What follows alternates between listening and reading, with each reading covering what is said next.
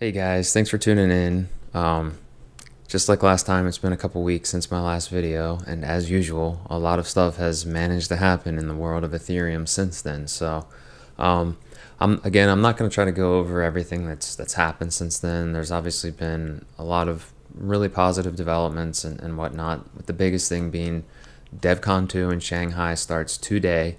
Um, that's really exciting because there's a lot of great presenters and developers. They're going to be talking about the things they've been working on for the past year.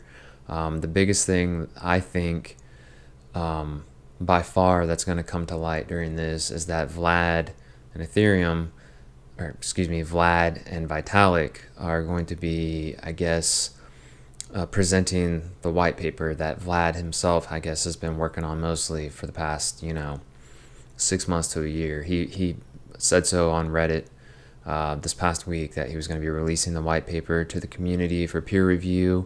And I guess they're going to be talking about that some at DevCon, maybe more than some, probably getting into some details. So I think that's what a lot of us have been hoping for, hoping that we were going to get some details into proof of stake and Casper and all that. And I'm not sure that it's all nailed down yet, but I think they're pretty far along. So I'm hopeful that we'll maybe get kind of an estimated time of arrival on Metropolis, which is the next formal release after Homestead. And all along, the goal with Metropolis has been to bring kind of the beginning of the transition to proof of stake, where they would run both proof of work, still doing part of the network security, and certain other parts of it they would begin transitioning over to proof of stake. So it would be kind of a hybrid temporary approach until they could subsequently roll out Serenity, which would be the full-on Casper / proof of stake implementation. So anyway, DevCon2 starts today. That white paper presentation from Vlad and I believe Vitalik is kind of, for me at least, the big anticipation type event, right? And then the other thing is, I assume you guys probably heard the news yesterday, but maybe not. So apparently there was another attempt at an attack on the Ethereum network. And this time it came in the form of some contracts that were uploaded. And I don't know the full details yet. There have been a lot of really great users on Reddit that have been digging into the details of this. But basically, it led to transactions being broadcast across the network, which of course have to be processed by the miners and the nodes. And what happened was these transactions basically exploited a memory leak in Geth, the Geth client, that would just basically lead to Geth crashing. Okay, so what happened was there was just a cascading kind of crash that just kind of washed across the network yesterday. And I noticed, I was paying attention because I was doing some other work at the time, and I noticed that the hash rate or the difficulty had started to drop. It had been pretty consistently 70 plus for the better part of the past 4 or 5 days. And then I noticed yesterday that it started to come down below 70, then it was at 67, 65. So I'm like, that's interesting. I wonder what's going on. So I hopped onto Reddit, and sure enough, there was a submission right at the top. Geth crashing seems to be an exploit on a memory leak. It was a pretty obscure, it was a very obscure memory leak that someone probably spent a lot of time figuring out again. And I find that laughable.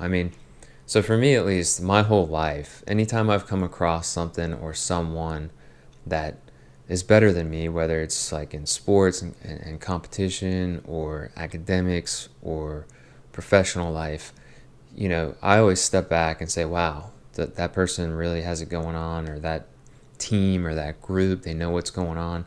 And I try to kind of analyze that, break that down, and learn something from it. My first reaction isn't to get defensive and try to tear that down and destroy it, which is seemingly what whoever it is that keeps trying to perpetrate these attacks on the Ethereum network is behaving like, right? They seem to be really, really defensive. and harbor a lot of animosity. So with all that being said, Geth was crashing. The developers were made aware of it. They reacted very quickly. And in the meantime, a lot of people transitioned over to Parity, which is developed by ETHCore, which is run by Gavin Wood, who used to be one of the foundation developers, right? He split off like sometime earlier this year, late last year, and started up ETHCore.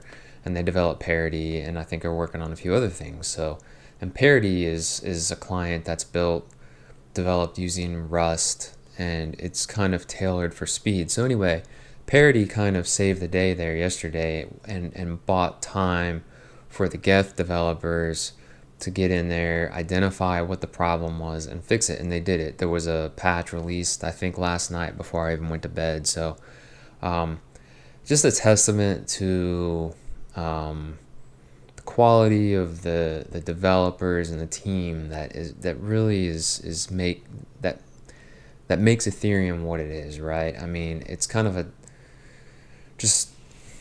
I don't know, it's just a really, really great team. They're really responsive, they're really on top of their game, and it just gives you a lot of confidence as an end user, as an investor, as a developer, as a miner, however it is you might participate in the network. You should have a lot of confidence, because these guys have proven multiple times now that you're not going to take down Ethereum, not this way. So that's kind of the big news of the past 24 hours. And of course, one other thing too is some people are saying, oh, it was just a bug in Geth. Well, no, it was a bug in Geth, but it was intentionally exploited, right? Because the timing of it is just way too convenient.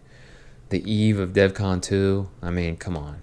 Price dropped, I don't know, price went from like 1280, 1290 down to like 1240, and then overnight rallied strong back up to just shy of $13. So,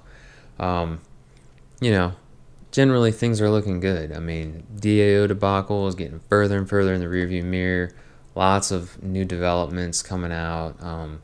Tune in to the news kind of flow, if you will, this week to see what's coming out of DevCon2. On a few personal notes, do you hear that? Or do you not hear that? It's silence. I wound down all my mining over the past week. That turned out to be like a whole lot of work, actually. You kind of don't realize how much you have in terms of labor tied up in putting those things together, because you usually kind of put them together here and there, putting them, meaning the mining rigs. Over the course of a couple of days, parts will come in and you'll assemble them and you'll get it all put together and you'll put it in its place, right? But when you kind of have to tear it all down at once, you're like, holy cow. You don't really realize how much time and energy you have tied up in it, because I had to pull down 47 GPUs, 7 motherboards, CPU, RAM combos, solid state drives, something like 15 power supplies, 46, 47 risers, powered USB risers, and get it all cleaned up, repackaged. I held on to, whenever I do stuff like this, I always hold on to the original packaging. So I got it all packed up, back up into its original packaging. Listed it all for sale. GPUs all sold in like the first 24 hours. They're going out today. All the motherboards, CPUs, RAM sold. They're going out today. Only thing left are power supplies. If you're in the market for power supplies, shoot me a message. I got 14, all gold rated, all either 750 or 850 watts. High quality stuff, very well taken care of. So anyway, that's kind of the update. I don't have much to talk about in terms of what I'm working on, because again, I'm still in the R&D phase, and actually I didn't get to work on it all that much this past week because I was dealing with winding down the mining and all that stuff. So generally things are looking really good. I'm excited to see what comes out of DevCon2. I'm sure you guys are too. And as I get more time to do these, I will continue to do so. And thanks for tuning in.